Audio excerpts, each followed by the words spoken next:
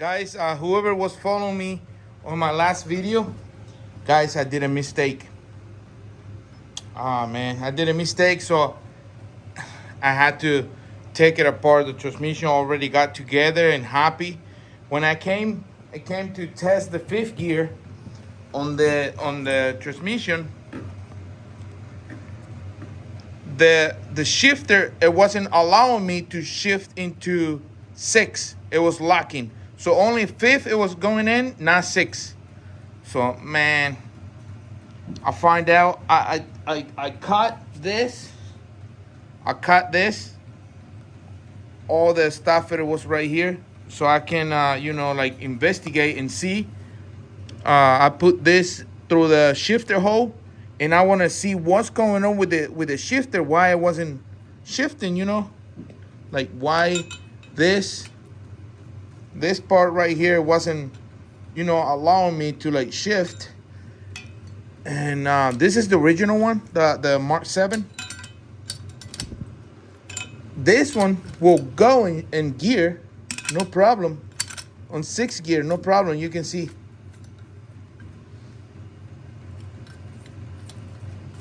Fifth, sixth, no problem. But I did a mistake on my video. You guys saw that I changed this, just the tip, and I left the stock one on the other shifter selector. Man, that was a big mistake. I needed to use this, and I'm gonna show you why. Here's the stock one from 5-speed. And you see right here, look. You see this notch right here? It's not the same as this. You see this? Only go to fifth. Oh, I'm sorry. Only go to 5th gear. Not allowing to go 6. So watch the original one, the Mark 7. Big difference, huh?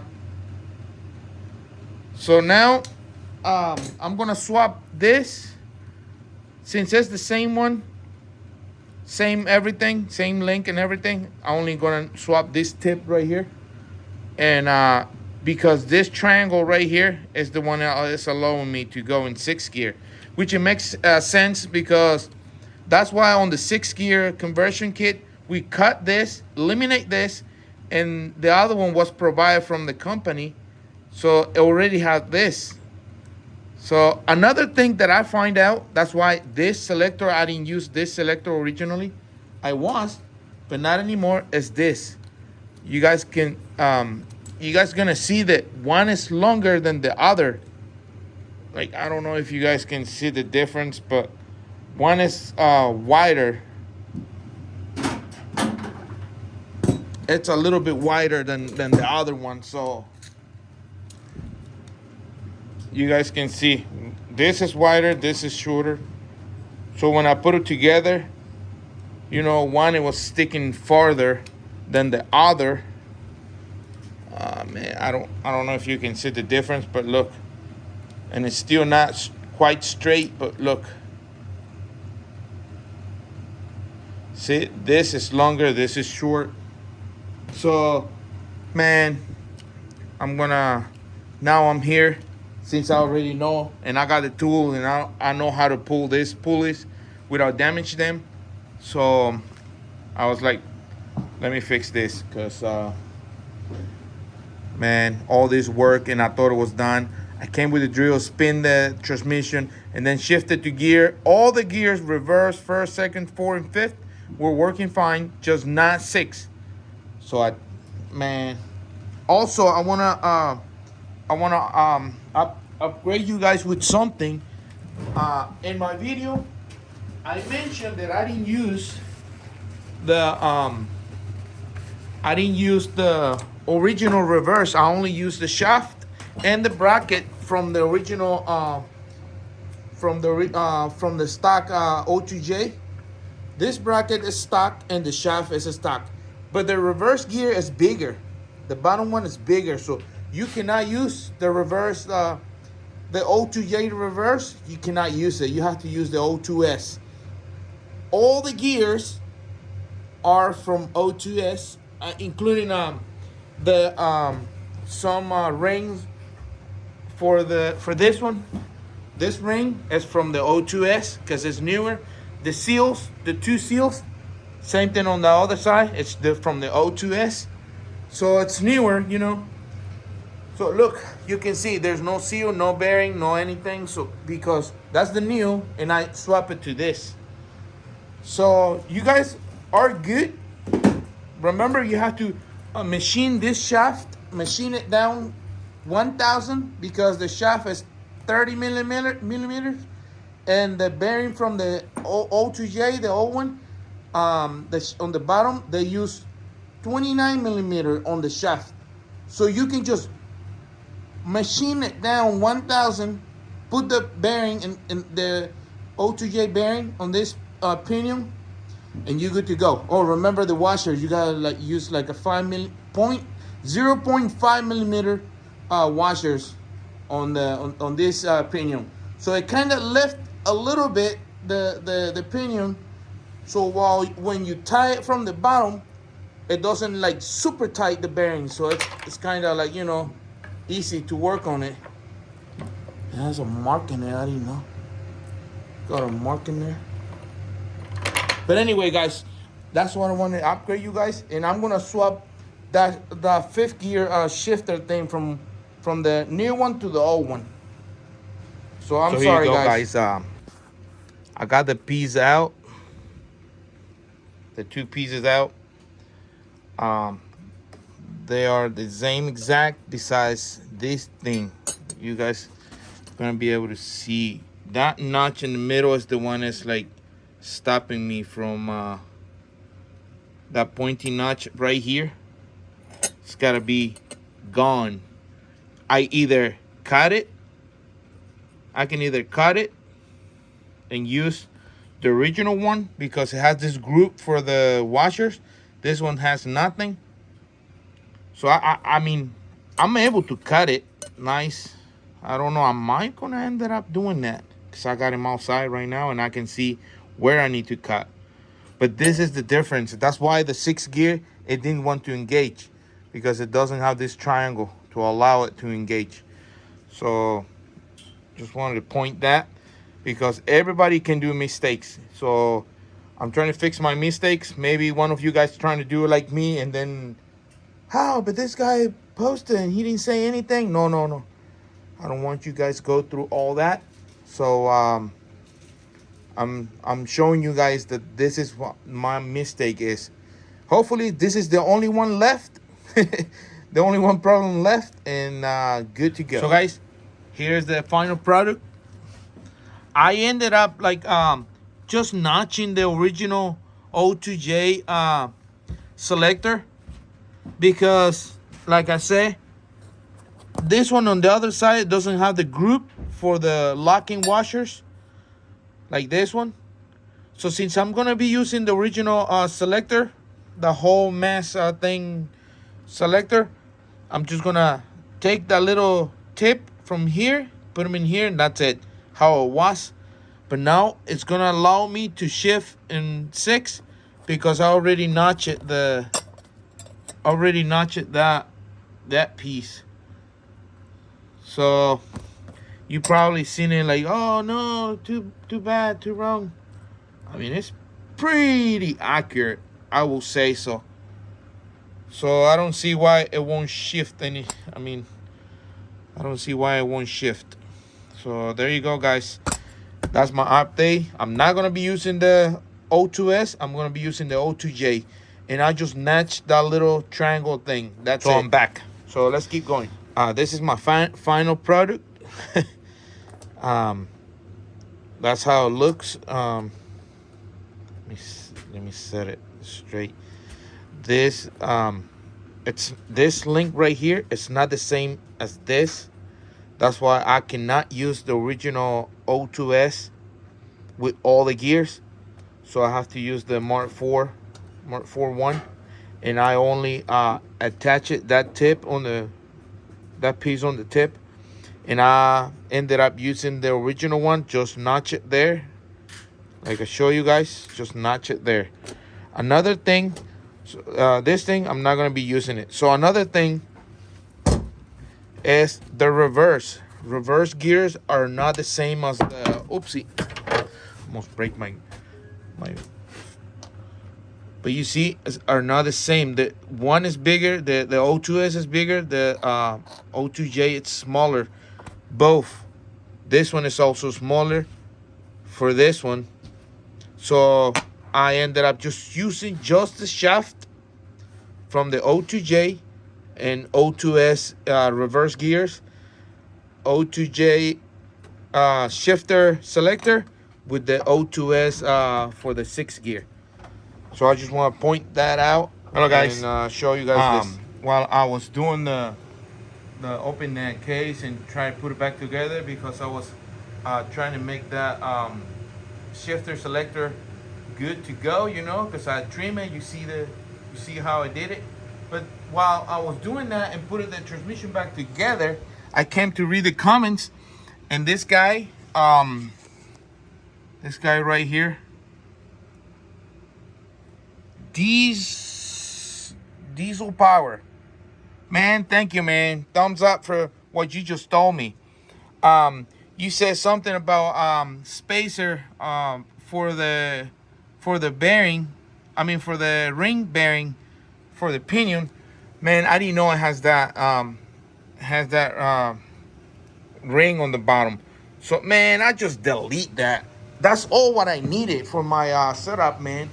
Because that's the whole reason I put these 4 washers 0.05 millimeter thick, you know, because I need this to sit higher, because the ring on the bottom was sitting higher, and when I tightened this down, it was way too much tight, so I didn't want to burn the bearing.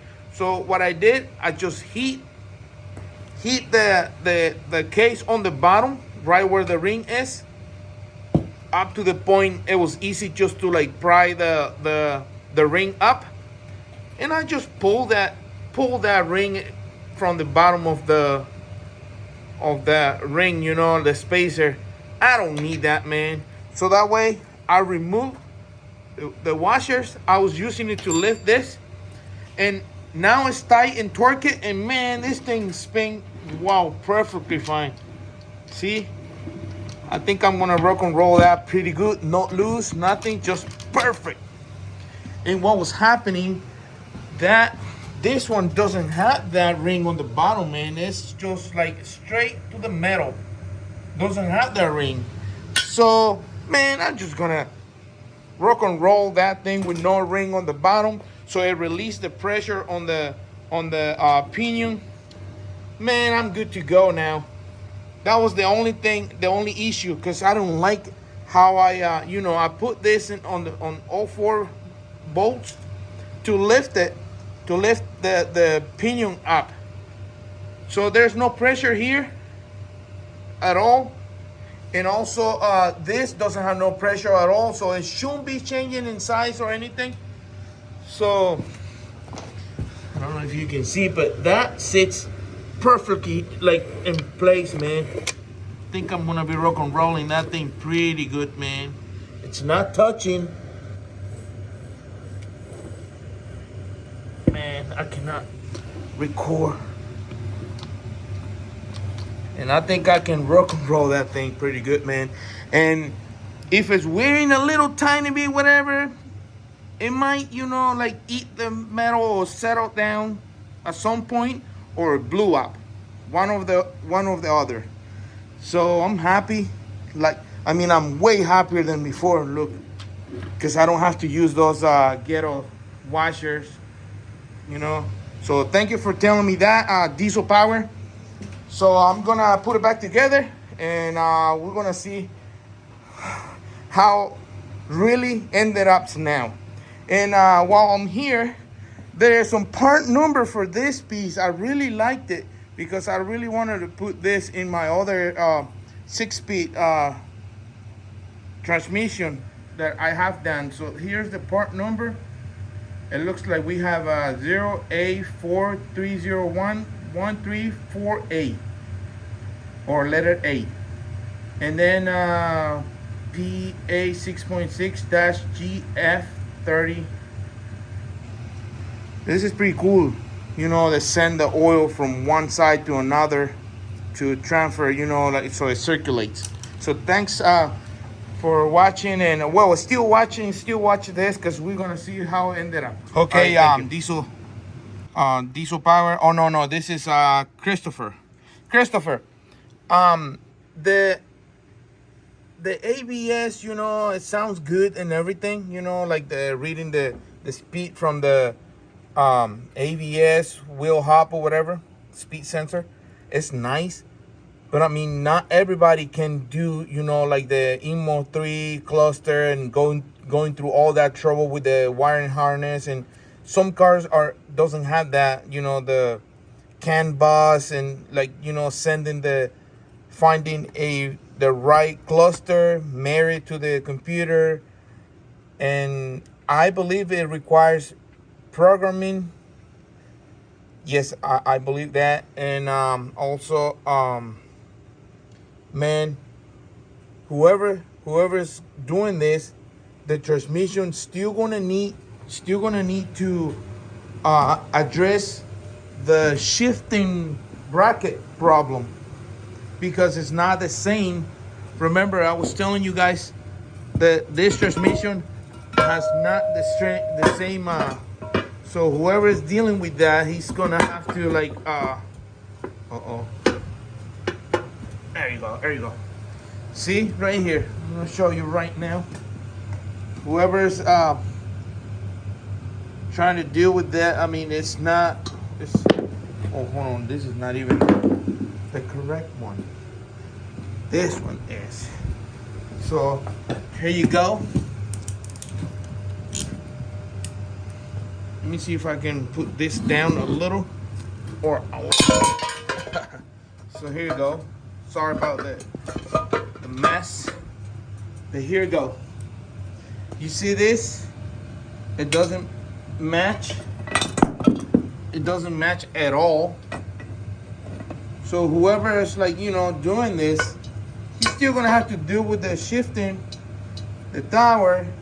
He cannot use the original tower either, because he might gonna have to. No, it doesn't work. Also, these are, oh no, man, there's more involved.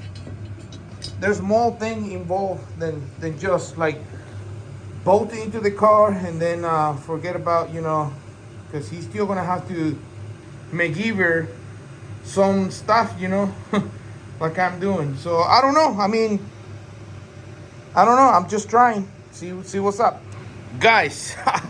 Oh my goodness. Sunday, 9 something.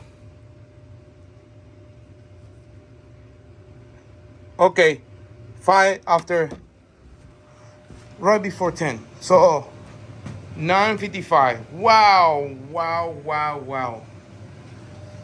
Like I told you guys, I did a mistake.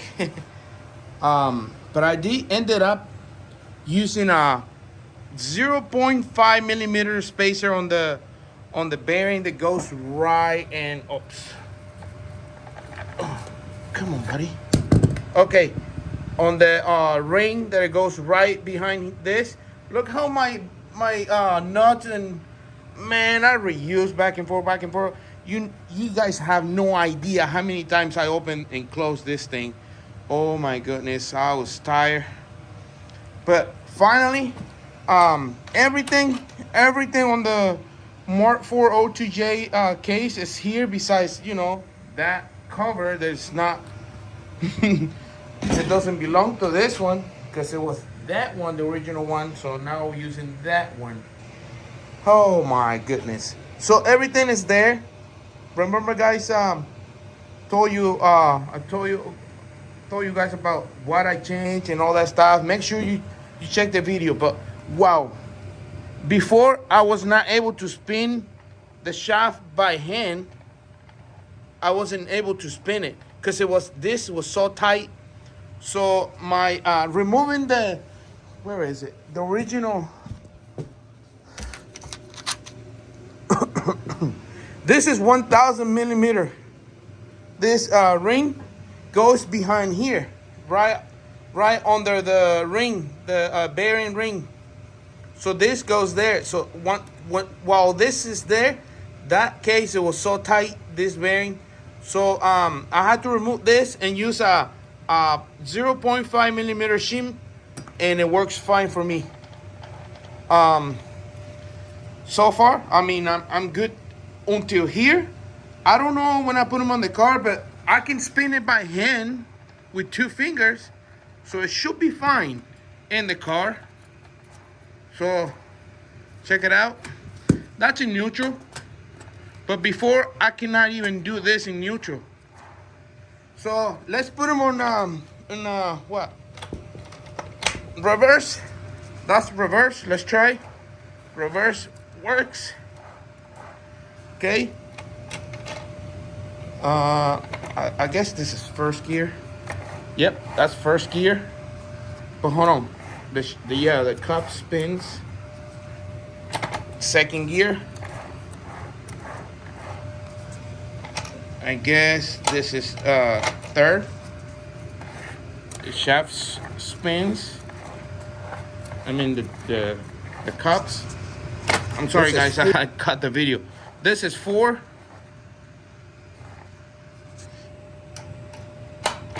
This is 5th.